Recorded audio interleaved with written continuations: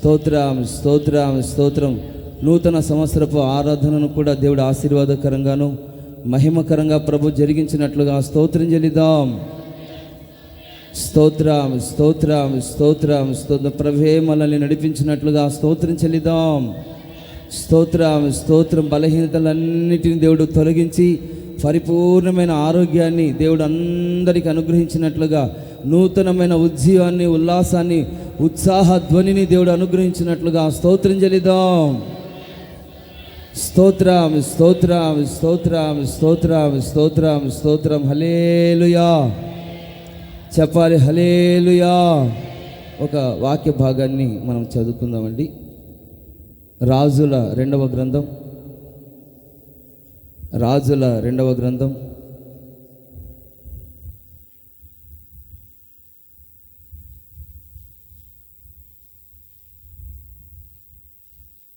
రాజుల రెండవ గ్రంథం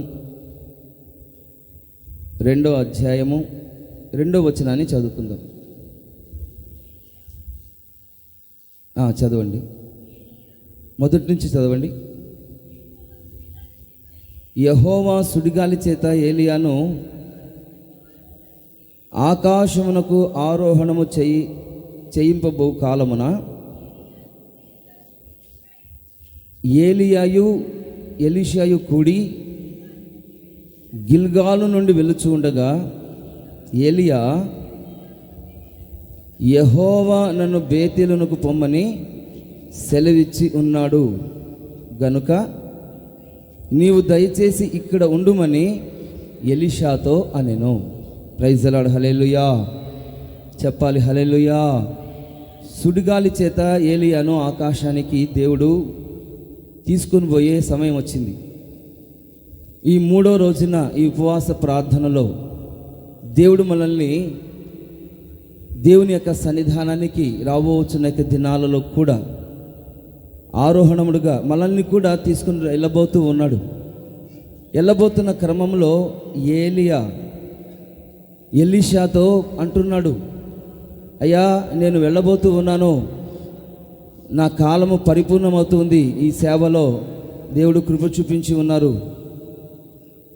గిల్గాల్ నుండి వెళ్ళుచూ ఉండగా ఏలియా, యెహోవా నన్ను ఎక్కడికి వెళ్ళమంటున్నాడు? బేతేలునకు పొమ్మని సెలవిస్తూ ఉన్నాడు. Praise the Lord. హల్లెలూయా. బేతేలునకు వెళ్ళినట్లయితే అక్కడి నుంచి దేవుడు నన్ను తీసుకుని వెళ్తాడంట. ఆకాశం నుండి, తర్వాత ఆకాశాలు, మహాకాశాలు నుండి దేవుడు నన్ను తీసుకుని వెళ్తాడంట. కాబట్టి నువ్వు ఇక్కడే ఉండు అని ఎలీషాతో ఏలియా చెప్తూ ఉన్నాడు అనమాట. అప్పుడు ఎలీషా ఏమంటున్నాడంటే, అయ్యా నువ్వు వెళ్తున్నావు కదా, నా పరిస్థితి ఏంటి? నువ్వు వెళ్ళిపోతున్నావు కదా, నా పరిస్థితి ఏంటి? ఇన్ని రోజులు నిన్ను చూసి దేవుడు నీకు తోడుగా ఉన్నాడు కాబట్టి ఎన్నెన్నో గొప్ప కార్యాలు చేశారు, నా పరిస్థితి ఏంటి అని దైవజనుడు అడుగుతూ ఉన్నాడు అనమాట. అడుగుతున్న క్రమంలో, ఏమో నాకు తెలియదు బాబు నీ విషయము, నేను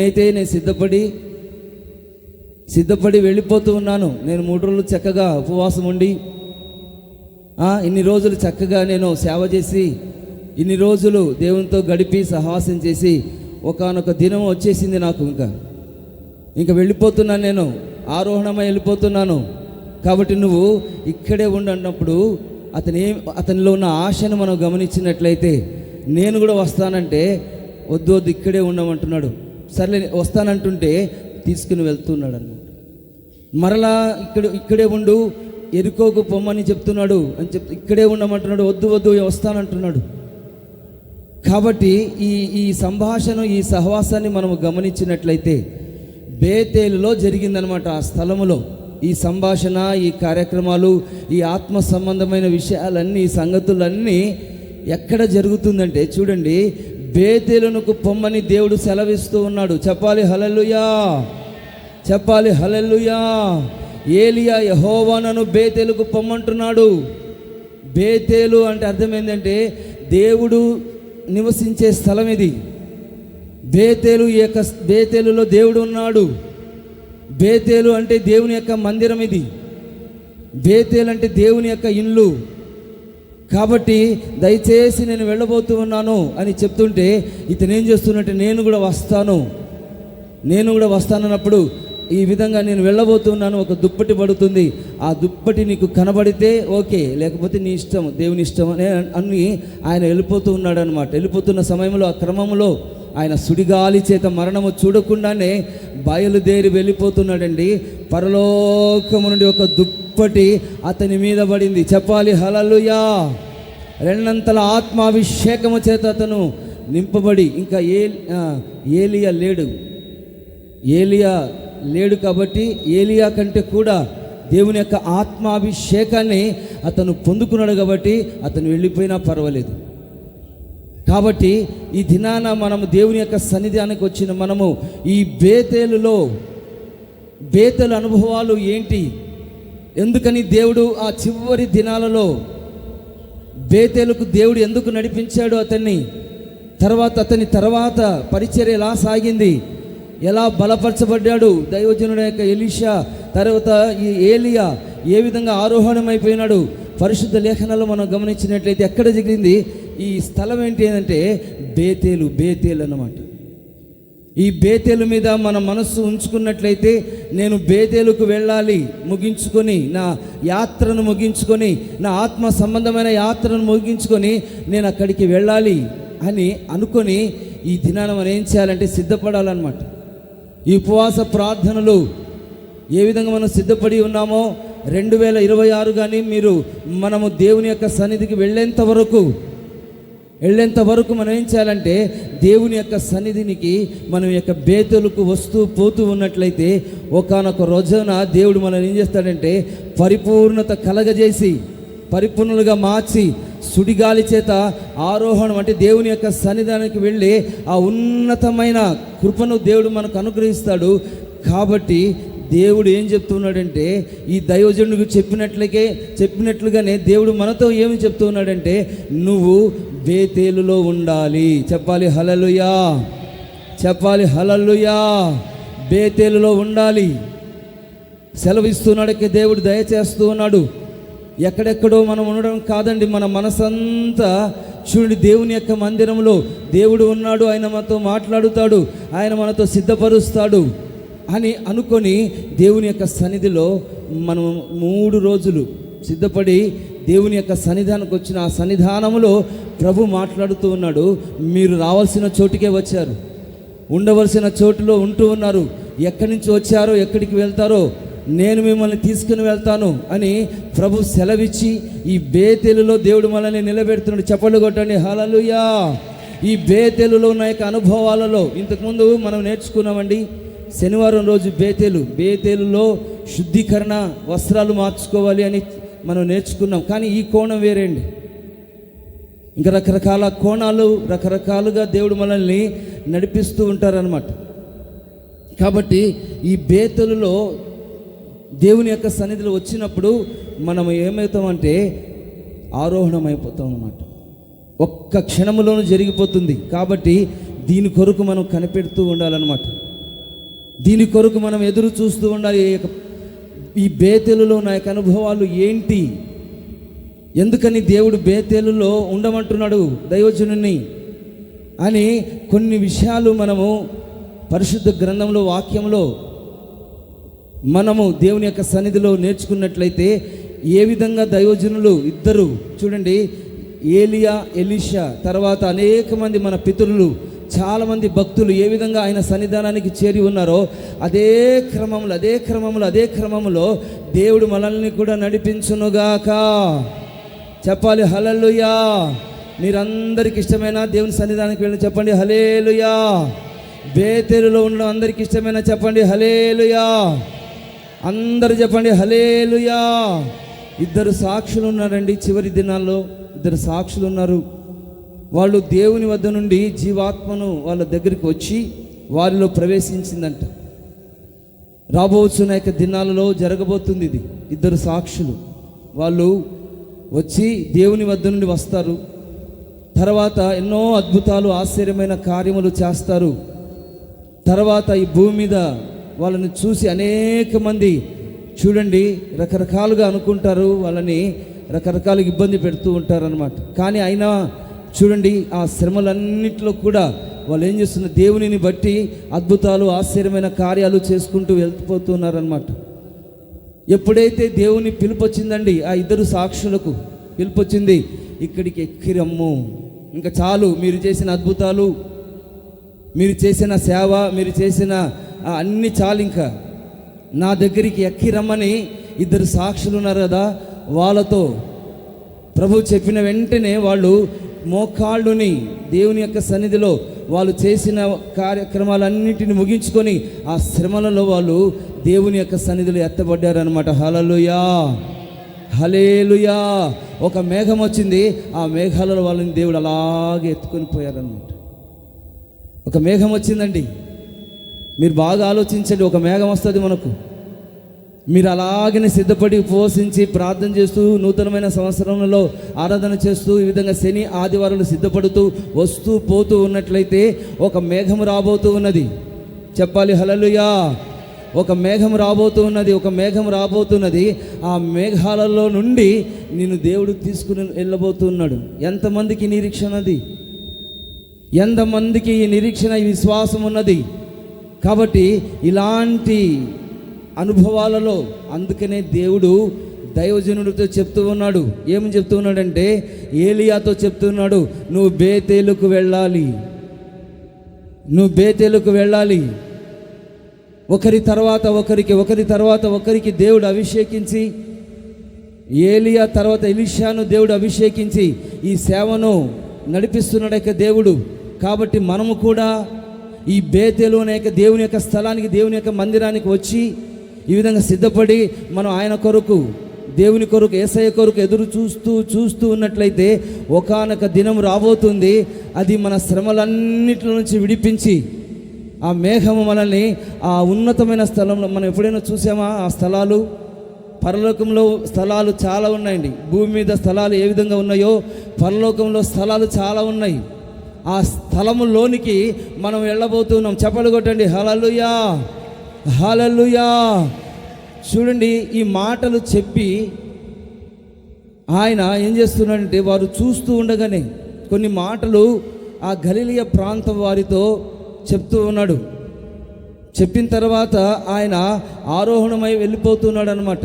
అప్పుడు వారి కన్నులకు కనబడకుండా ఆయన ఏం చేస్తున్నాడంటే, ఒక మేఘం వచ్చి ఆయనను కూడా తీసుకుని వెళ్ళిపోయిందనమాట. ఆ గలిలయ యొక్క పరిసర ప్రాంతంలో ఈ శిష్యులందరూ ఉంటూ ఉండగా అవన్నీ ముగించుకొని మన ప్రభు అయిన యేసు క్రీస్తు ఆయన ఏం చేస్తున్నాడంటే, ఆ స్థలంలో నుండి ఆయన అలాగే ఆరోహణమై వెళ్ళిపోతున్నారు. అలా చూస్తున్నారు. ఆ గలిలయ ప్రాంతం వారు అలాగే చూస్తున్నారనమాట. నిజంగా అండి, ఇది మీరు ఊహించుకోవడం కాదు, నిజము. ఇది ఇంతకుముందు జరిగింది, రాబోతున్న దినాలలో కూడా ఈ విధంగా జరగబోతుంది. చెప్పాలి హల్లెలూయా. ఈ మాటలు మనం చెప్పుచూ ఉండగా ఈ మాటలు మనం మాట్లాడుకుంటున్నాం. ఏ మాటలు? దేవుని యొక్క మాటలు. దేవుని యొక్క మాటలు శనివారం ఆదివారము మీరు ఒకరి మధ్యలో ఒకరు మాటలు మనం చెప్పుకుంటూ, దేవుని యొక్క వాక్యాన్ని చెప్పుకుంటూ ప్రార్థన చేస్తూ, స్తుతిస్తూ, ఆరాధన చేస్తూ ఈ విధంగా ఉంటూ ఉండగా ఒకానొక సడన్గా జరిగిపోతుందన్నమాట. ఒక మేఘము రాబోతుంది. చెప్పాలి హల్లెలూయా, చెప్పాలి హల్లెలూయా. ఒక మేఘము రాబోతుంది, అది తీసుకుని దేవుడు వెళ్ళబోతూ ఉన్నాడు అనమాట. యేసు ప్రభు మనకు చూపించాడు అనమాట. నేను ఇలా వెళ్ళాను, నేను రాబోతూ ఉన్నాను, నేను మిమ్మల్ని తీసుకుని వెళ్తాను. చెప్పండి హల్లెలూయా.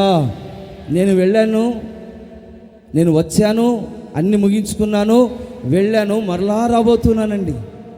ఊహించుకోండి ఒకసారి సీరియస్గా. వచ్చాడైనా, ఎన్నో అద్భుతాలు ఆశ్చర్యమైన కార్యములు చేశారు, మన కొరకు మరణించారు, వెళ్ళాడు, రాబోతున్నాడు. ఇది ఎంత ఆశ్చర్యమైన కార్యం! ఒక్కసారి మనం ఆలోచించాలి.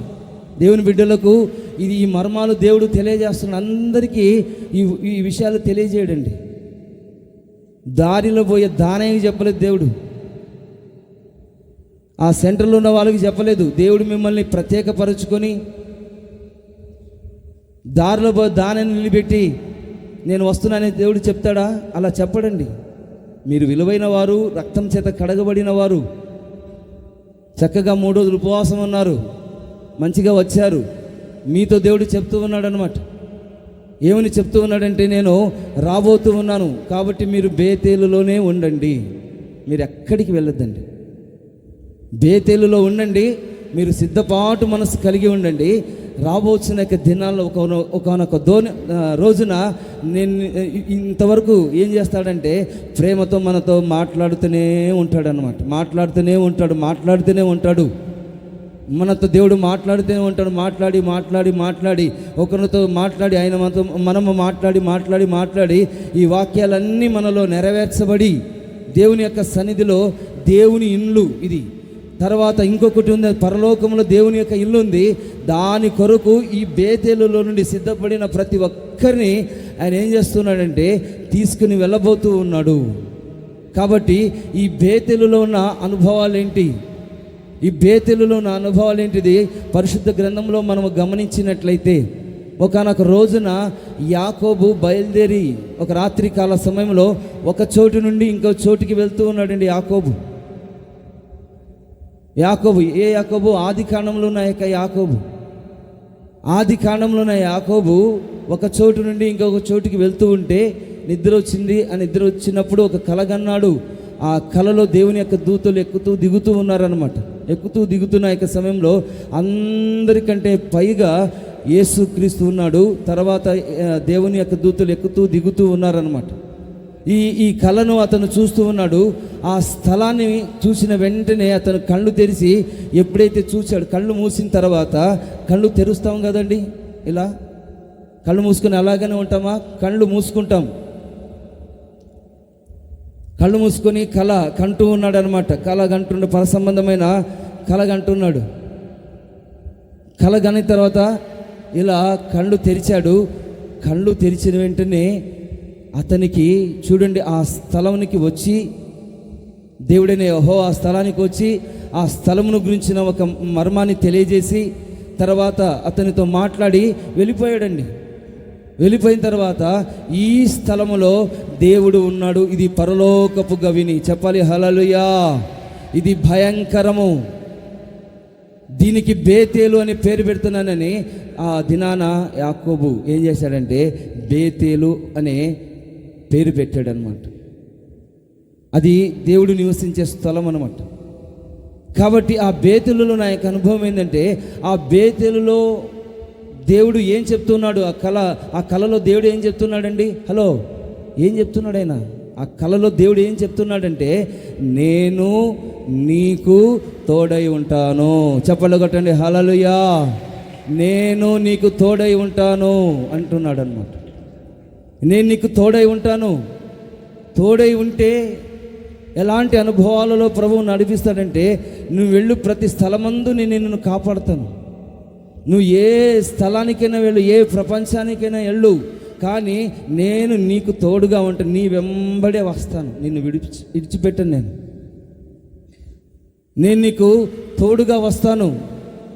ఇంకెక్కడికి తీసుకెళ్తాడంటే, నీవు నివసించే చోటు ఒకటి ఉంది, ఆ చోటికి నేను తీసుకెళ్తాను. కానాను దేశానికి, పరలోకానికి నేను తీసుకుని వెళ్తాను. అంత మాత్రమే కాకుండా ఆయన మనతో ఏదైతే చెప్తూ ఉన్నాడో అది నెరవేర్చేంత వరకు ఆయన మనకు తోడుగా ఉండునుగాక. చెప్పాలి హల్లెలూయా, హల్లెలూయా. ఆయన మనలో చెప్పినది నెరవేర్చేంత వరకు ఏం చెప్పాడు? ఇంతకుముందు 2025వ సంవత్సరంలో దేవుడు చెప్పాడు, రాబోతున్న దినాలలో కొత్త సంవత్సరంలో దేవుడు చెప్పబోతూ ఉన్నాడు. ఇంతకుముందు ఎన్నో చెప్పాడు. వాటినన్నిటిని నెరవేర్చుటకు దేవుడు ఈ బేతేలులో నుండి నిన్ను తోడుకుని ఎక్కడికి వెళ్ళాలో అక్కడికి నిన్ను దేవుడు నడిపించబోతూ ఉన్నాడని దేవుని యొక్క వాక్యం సెలవిస్తుందన్నమాట. కాబట్టి ఈ విషయాలన్నిటిని మనం జ్ఞాపకం చేసుకుని, ఈ బేతేలులో నాకు అనుభవం ఏంటంటే దేవుని యొక్క తోడు అని దేవుని యొక్క వాక్యము సెలవిస్తుంది.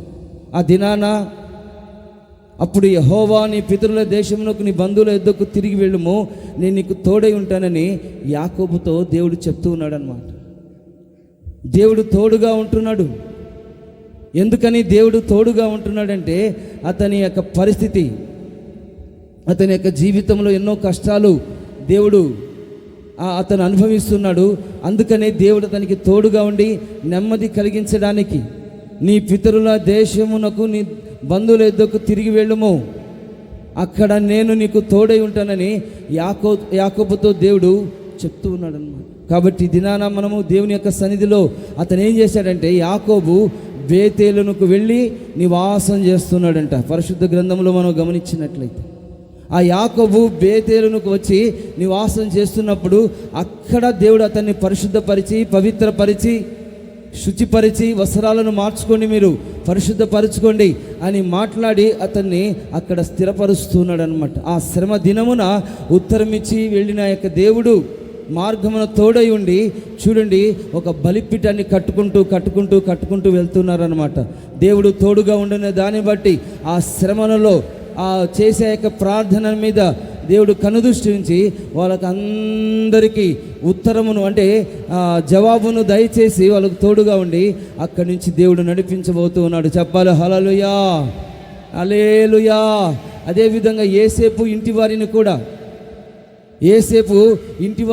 కూడా ఎక్కడికి నడిపిస్తున్నాడంటే, నువ్వు బేతేలుకు వెళ్ళు. ఆ బేతేలుకు వెళ్ళినప్పుడు యెహోవా అతనికి తోడై ఉన్నాడు అనమాట. దేవుడు అతనికి తోడై ఉన్నాడు కాబట్టి ఆ ప్రాంతంలో అతను అభివృద్ధి చెందాడు, ఉన్నతమైన ఆశీర్వాదకరమైన మార్గాలలో నడిపించాడనమాట. రెండోదిగా మనం గమనించినట్లయితే ఈ బేతేలులో నాకు అనుభవం ఏంటంటే, మొట్టమొదటిగా దేవుడు నీకు తోడుగా ఉంటాడు. రెండోదిగా మనం గమనిద్దాం, సమూయేలు రాసిన మొదటి గ్రంథం 7వ అధ్యాయము, సమూయేలు రాసిన మొదటి గ్రంథం 7వ అధ్యాయంలో వాక్యాన్ని మనం చదువుకుందామండి. సమూయేలు రాసిన మొదటి గ్రంథం 7వ అధ్యాయం 15వ వచనం చదవండి. 7:15.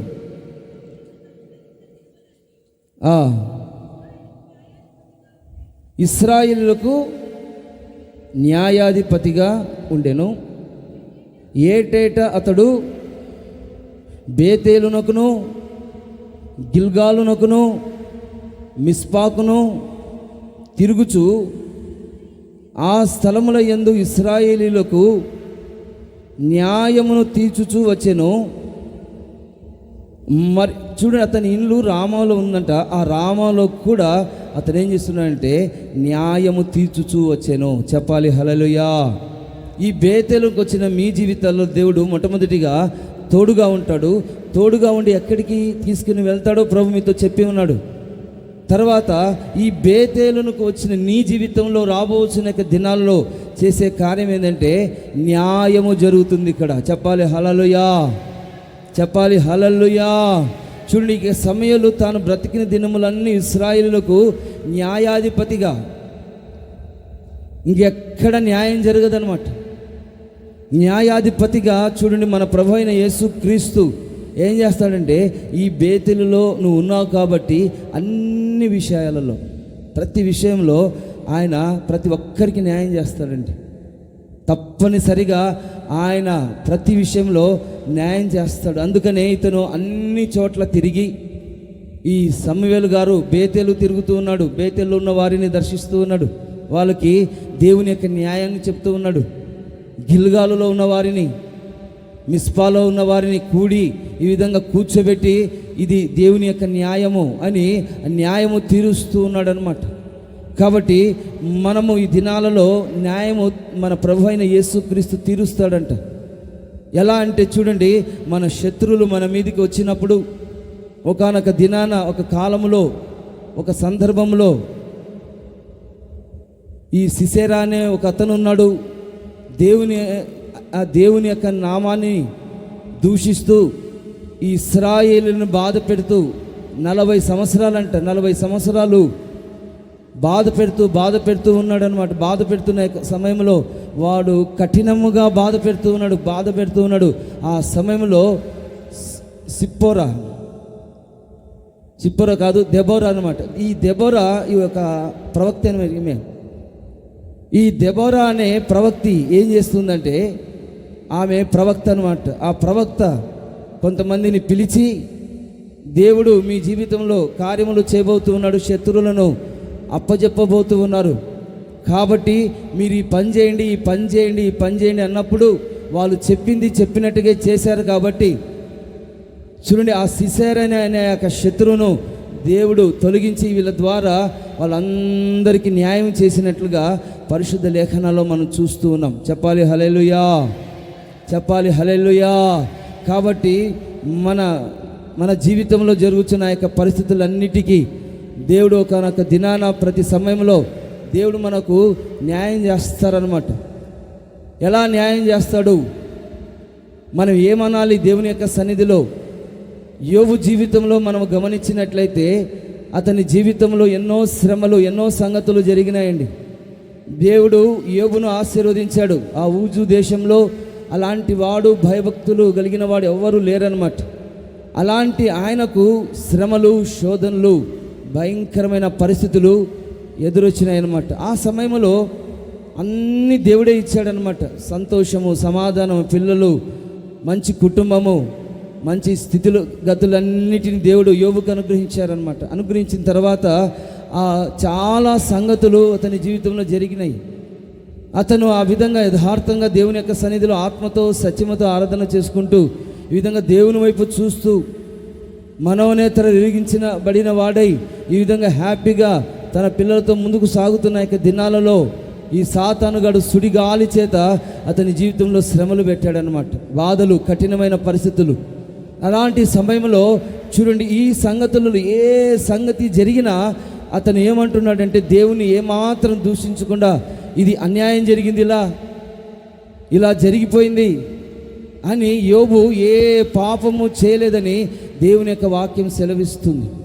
కాబట్టి ఏది జరిగినా దేవుని మనం దూషించకుండా దేవుడు ఇచ్చాడు, దేవుడు తీసుకున్నాడు అనే ఒక గొప్ప మనస్సు, విశాలమైన హృదయం కలిగి ఈ దినాన ప్రతి నష్టంలోనూ, ప్రతి శ్రమలోనూ, ప్రతి బాధలోనూ, ఈ దిన అనారోగ్య స్థితులన్నిటిలో దేవుని మనము గుర్తించి ఆయన న్యాయాధిపతి, ఈ బేతేలులో ఉన్నంత కాలము దేవుడు నాకు న్యాయం చేస్తాడు అని మనం ఎప్పుడైతే మనం అనుకుంటామో, ఆయన సన్నిధిలో స్తుతిస్తామో, దేవుడు ఇచ్చాడు, దేవుడు తీసుకున్నాడు అనే ఆ యొక్క కృతజ్ఞత, ఆ యొక్క హృదయము ఈ దినాన మనం కలిగి ఉన్నప్పుడు మన జీవితంలో ఆయన రెండంతల మేలు దేవుడు చేయబోతున్నాడు. చెప్పాలి హల్లెలూయా, హల్లెలూయా, హల్లెలూయా.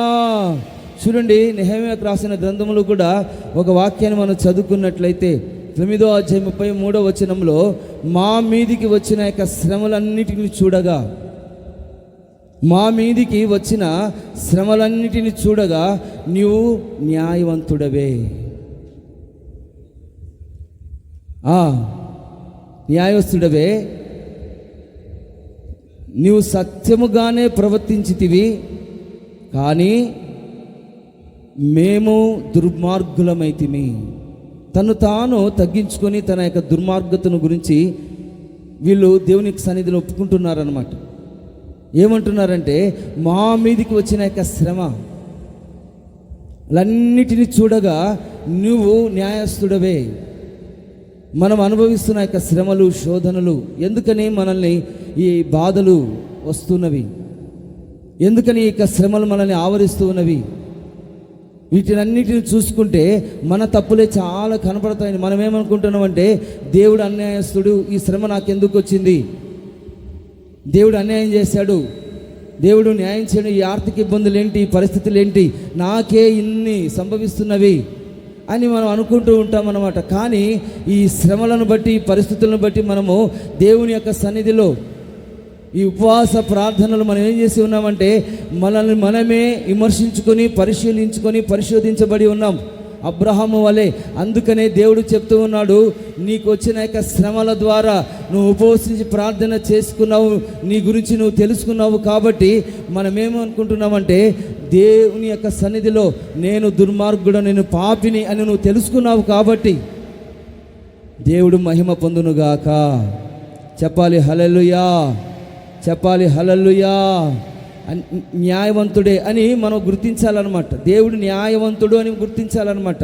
దేవుడు న్యాయవంతుడని ఎప్పుడైతే మనం గుర్తిస్తామో అప్పుడు మన పాపాలన్నీ మన ఎదుట కనబడతాయండి. నేనే న్యాయవంతుడిని, నేనే బుద్ధిమంతుడిని, నేను పరిశుద్ధుని, నాలో ఏ తప్పు లేదు అని అనుకుంటే మాత్రం పప్పులో కాలివేస్తాం అనమాట. నేను అంత నేను పర్ఫెక్టు అని అనుకుంటే మాత్రము దేవుని సన్నిధానికి మనం చేరలేమండి. నువ్వు న్యాయవంతుడవయ్యా, నువ్వు న్యాయవంతుడవు. మా మీదికి వచ్చిన ప్రతి శ్రమ ఇది నా వల్ల వచ్చింది, నా అవిధేయత వల్ల వచ్చింది. నువ్వు ఆజ్ఞ ఇచ్చావు, దానిని నేను నెరవేర్చలేను. మాట ఇచ్చావు, వాక్యం ఇచ్చావు, సహవాసం ఇచ్చావు, అన్నీ ఇచ్చావు. కానీ నేనే ఈ విధంగా పొరపాటున ఈ కార్యాన్ని నేను చేశాను. నువ్వు న్యాయవంతుడువు, నేనేమో దుర్మార్గుడిని. నువ్వు ఎప్పుడైతే దేవుని యొక్క సన్నిధిలో దీనత్వము కలిగి ఈ విధంగా ఒప్పుకుంటావో, ఆ ఒప్పుకున్న దాని ప్రకారంగా దేవుడు రాబోతున్న దినాలలో దేవుడు నిన్ను ఘనపరిచి బలపరిచి నీ జీవితంలో చూడండి ఒక ఉన్నతమైన ఆశీర్వాదాన్ని కలగజేసి, దేవుడు న్యాయవంతుడు అని ఎప్పుడైతే నువ్వు గుర్తిస్తావో అప్పుడు మన జీవితంలో తప్పనిసరిగా ఆయన న్యాయము చేయునుగాక. ఎప్పుడు న్యాయం చేస్తాడు? ఆయన న్యాయవంతుడని, ఆయన న్యాయవంతుడని ఎప్పుడైతే మనం గుర్తిస్తామో అప్పుడు న్యాయం చేస్తాడు. ఒక విధవరాలు ఉండింది, ఒక న్యాయాధిపతి దగ్గర న్యాయం కోసము అడుగుతుంది, వస్తుంది పోతుంది. అయ్యా న్యాయం చేయి. అతను ఎవడంటే దేవునికి భయపడడు, మనిషికి భయపడడు అనమాట. దేవునికి భయపడు, మనిషికి భయపడడు.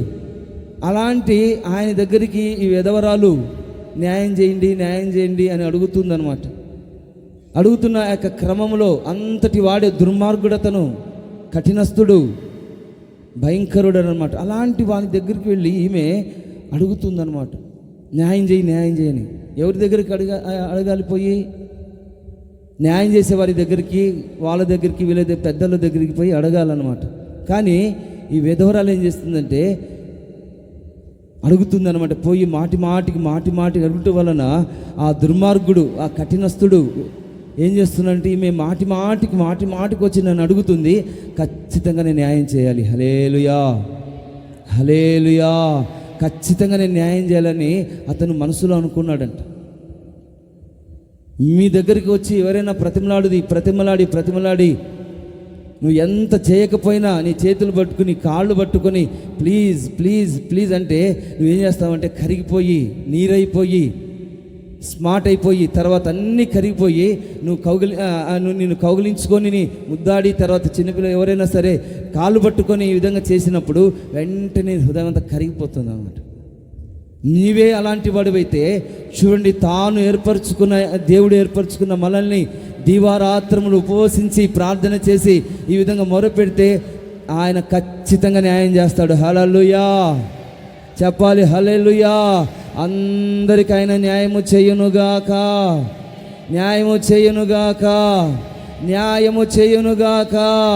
కాబట్టి న్యాయం చేయడానికి, ప్రతి ఒక్కరికి న్యాయం చేయడానికి ఆయన దీర్ఘశాంతము కలిగి ఉన్నాడంట.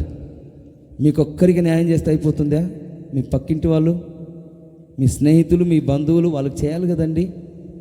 యేసు ప్రభా రండి, నన్ను ఒక్కనే తీసుకుని వెళ్ళిపోండి అని చాలామంది అంటూ ఉంటారనమాట. నన్ను ఒక్కనే పరలోకానికి తీసుకుని వెళ్ళండి, మిగతా వాళ్ళు ఏమైనా పర్వాలేదు అన్నట్టుగా. కానీ ఈ వాక్యంలో మనం గమనించినట్లయితే ఈ ప్రపంచానికే ఆయన న్యాయం చేయాలని, ఆయన న్యాయాధిపతిగా, 7 ఆత్మలు కలిగిన తండ్రిగా ఆయన ఉన్నాడు. చెప్పండి కొట్టండి హల్లెలూయా. ప్రతి ఒక్కరికి న్యాయం చేస్తాడండి. మీరు హ్యాపీగా ఉండండి, సంతోషంగా ఉండండి, హ్యాపీగా ఉండండి. తప్పనిసరిగా న్యాయం చేస్తాడు. సంతానం లేని వారికి సంతానాన్ని, ఉద్యోగం లేని వారికి ఉద్యోగాన్ని, ఆర్థిక సమస్యలను, కోర్టు సమస్యలను, నువ్వు ఏడుస్తున్నావేమో కోర్టు సమస్యల చేత, ఏడుస్తున్నావేమో డ్యూటీ విషయంలో న్యాయం చేస్తాడైనా తప్పనిసరిగా. నువ్వు మొరపెడుతున్నావు, ప్రార్థన చేస్తున్నావు, ప్రభా న్యాయాధిపతిని. అయితే రాబోతున్న దినాల్లో తప్పనిసరిగా ఆయన న్యాయము చేటుకు సమర్థుడు, శక్తివంతుడు, ఆయన దీర్ఘశాంతము గలవాడై ఉన్నాడు. ఒకానొక దినాన తగిన సమయమునందు ఇప్పుడు చూడండి, ఇశ్రాయేలు యూదులు వాళ్ళు ఉన్నారు కదా, వాళ్ళు ప్రభువుని నమ్మరు. కానీ ఒకానొక సమయమున వాళ్ళందరూ, యూదులందరూ, ఇశ్రాయేలులందరూ యేసుక్రీస్తు నమ్ముకుంటారు. ఇప్పుడు నమ్మరు, వాళ్ళు యెహోవా దేవుని నమ్ముతారు. కానీ ఒకానొక సమయంలో, ఒకానొక రోజున వాళ్ళందరూ యూదులు, ఇశ్రాయేలులందరికీ దేవుని న్యాయం చేయబోతూ ఉన్నాడు. హల్లెలూయా చెప్పాలి. హల్లెలూయా. అందరికీ న్యాయం చేయబోతూ ఉన్నాడు. ఆయన న్యాయాధిపతి. ఈ బేతేలుకు వచ్చినట్లయితే, ఈ బేతేలులో కూర్చున్న నీవు ముసుగేసుకుని పరిశుద్ధ గ్రంథాన్ని చేతబట్టుకొని చక్కగా దేవుని యొక్క సన్నిధానానికి వచ్చి ఉన్నావు. ఈ మందిరం విషయంలో 2 స్లాబులు అంటున్నారా? ఖచ్చితంగా న్యాయం చేస్తాడు. హల్లెలూయా చెప్పాలి. హల్లెలూయా. 2 స్లాబులు 3 స్లాబులు ఏమో మనకు తెలియదు. అన్నీ ఆయన న్యాయం చేయటకు సమర్థుడు, శక్తిమంతుడే ఉన్నాడనమాట. తప్పనిసరిగా నువ్వు చేసే ప్రతి ప్రార్థన మీద ఆయన కనుదృష్టి ఉంచి ఉన్నారు. నువ్వు ఏడవాల్సిన అవసరం లేదు, అరవాల్సిన అవసరం లేదు, తర్వాత ఏమీ అనాల్సిన అవసరం లేదు. ప్రభు వైపు న్యాయాధిపతి అయిన దేవుని వైపు చూసినట్లయితే ఆయన మెడను వంచి, ప్రతి ఒక్కరిని మెడను వంచి, నాయకుల మెడలు వంచి, అందరినీ మంచి ఏం చేస్తాడంటే ఆయన తప్పనిసరిగా కార్యము చేయబోతున్నాడు. హల్లెలూయా చెప్పండి చెప్పండి. హల్లెలూయా హల్లెలూయా.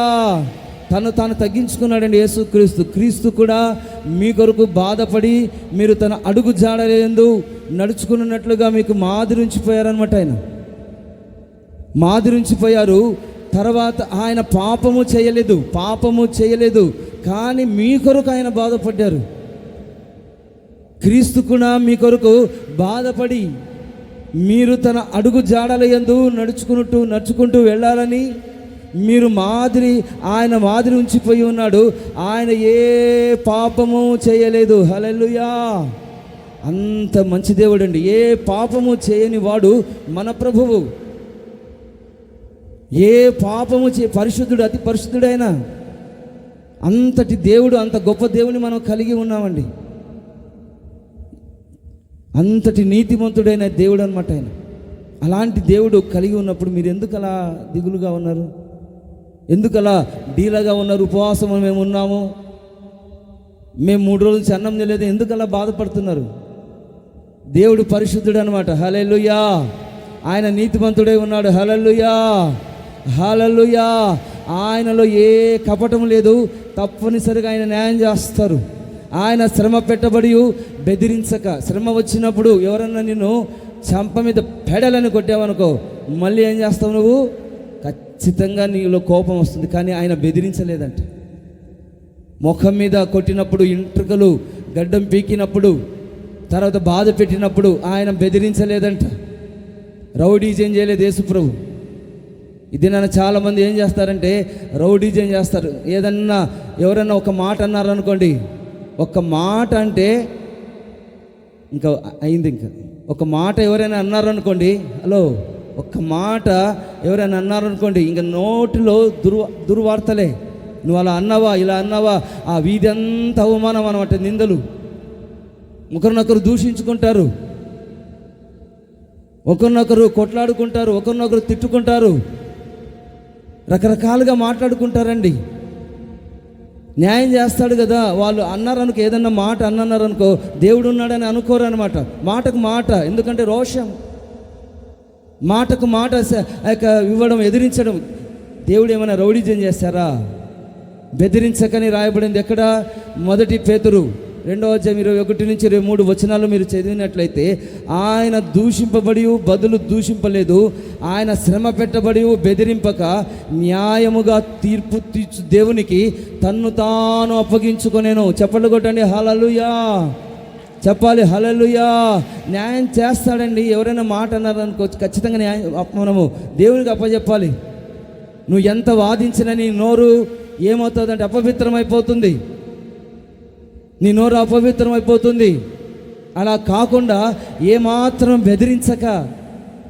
బెదిరించక న్యాయము తీర్చు దేవునికి తన్ను తాను అప్పగించుకున్నాడంట. అంత దేవాతి దేవుడే, సర్వశక్తి కలిగిన దేవుడే తను తాను ఎందుకు అప్పగించుకున్నాడంటే మీకు న్యాయం చేయాలని, మీ పాపాన్ని తొలగించి. ఆయన బెదిరించి ఏదైనా శ్రమ పెట్టినప్పుడు, సిలువ వేసినప్పుడు బెదిరించినట్లయితే ఇప్పుడు రక్షణ వచ్చేది కాదండి. ఆ దినాన దేవుడు నన్ను కొడతారా, మీరు నన్ను తిడతారా, మీరు నాకు నిందల పాలు చేస్తారా అని ఆ దినాన కానీ నోరు తెరిచి ఒక్క మాట అనింటే ఆయన చూడండి దేవుడు అయ్యేవాడు కాదనమాట. ఒక్క మాట అనింటే ఆయన దేవుడు కాదు. ఆయన దేవుడు కాబట్టి ఒక్క మాట బెదిరించకుండా న్యాయము చేసే దేవుడు, తండ్రినే దేవుడు నాకున్నాడు అని అనుకొని తను తాను దేవునికి అప్పచెప్పుకుంటున్నాడు. చెప్పలు కొట్టండి. హల్లెలూయా చెప్పాలి. హల్లెలూయా. ఆ విధంగా మనం దేవుని యొక్క సన్నిధిలో ఉండాలన్నమాట. న్యాయం తీర్చే దేవుడు ఒక ఆయన ఉన్నాడు అని మనం ముందుకు సాగాలన్నమాట. ఈ ఈ ఈ పునరుద్ధానపు ఆరాధనకు ఈ డిసెంబర్ మాసంలో చివరి దినాల్లో మనం వచ్చి ఉన్నాం కాబట్టి ఈ దినాలలో ప్రభునితో మాట్లాడుతూ ఉన్నారు. ఉపవాస ప్రార్థనలో దేవుడు మాట్లాడి ఉన్నారు. ప్రార్థనలో దేవుడు మాట్లాడి ఉన్నారు. ఈ చివరి దినాలలో ఈ చివరి 3వ రోజున దేవుడు నిన్ను బేతేలుకు తీసుకొచ్చి చక్కగా కూర్చోబెట్టి నీకు ఆరోగ్యం ఇచ్చి, ఆనందం ఇచ్చి, ప్రశాంతతనిచ్చి, అవసరతలన్నీ తీర్చి, ఈ విధంగా చక్కగా కూర్చోబెట్టి నీకు మర్యాద ఇచ్చి ఉన్నాడు, విలువిచ్చి ఉన్నాడు. ఆ మర్యాదను మనం కాపాడుకోవాలి. దేవుడు నిన్ను ఇలా కూర్చోబెట్టి ఉన్నాడంటే ఎంత దేవుడు మర్యాద ఇచ్చి ఈ విధంగా కూర్చోబెట్టి ఉన్నాడు. మీరు మర్యాదగా ప్రవర్తిస్తున్నారా? క్రమంగా ఉంటూ ఉన్నారా? దేవుని యొక్క సన్నిధిలో న్యాయముగా ప్రవర్తిస్తున్నారా? న్యాయాధిపతి అయిన దేవుని వైపు మనం చూస్తూ ఉన్నామా? న్యాయం అడుగుతూ ఉంటారు చాలామంది. ఇది న్యాయమేనా? ఇది న్యాయమేనా? ఇది న్యాయమేనా అని చాలామంది అడుగుతూ ఉంటారు అన్నమాట. న్యాయం అడగడానికి ఎవరివి నువ్వు? దేవుడే న్యాయం అడగలేదు. న్యాయముగా తీర్పు తీర్చు దేవునికి తను తాను అప్పగించుకున్నాడు. చెప్పలు కొట్టండి హల్లెలూయా, చెప్పలు కొట్టండి హల్లెలూయా. ఈ బేతేలుకు అందుకే నిన్ను తీసుకుని వచ్చి ఉన్నాడు, నిన్ను సరిచేయాలని, నిన్ను పరిశుద్ధపరచాలని. ఈ బేతేలుకు దేవుడు ఎందుకు తీసుకుని వచ్చి ఉన్నాడు?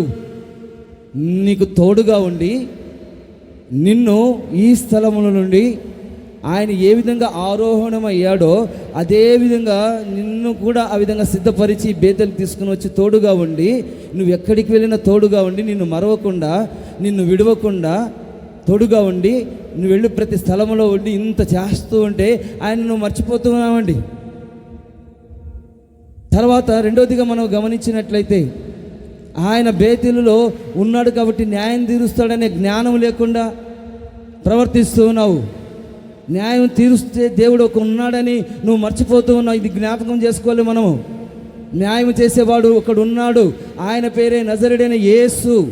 ఆయన నేను ప్రార్థన చేస్తున్న ఆయన సజీవుడైన దేవుడు అని ఈ దినాన మనం ఏం చేయాలంటే దేవుని యొక్క సన్నిధిలో న్యాయాధిపతి అయిన దేవుని వైపు ఎప్పుడు చేస్తావా యొక్క న్యాయము? నీకు నాకు దేవుడు న్యాయము చెయ్యునుగాక. చెప్పాలి హల్లెలూయా, హల్లెలూయా. చివరిగా మూడోదిగా ఒక విషయాన్ని మనం గమనిద్దాం. హోషేయ గ్రంథం 12వ అధ్యాయము, హోషేయ గ్రంథం 12వ అధ్యాయము 4వ వచనాన్ని చదువుకుందాం. 12:4 గట్టి చదవండి.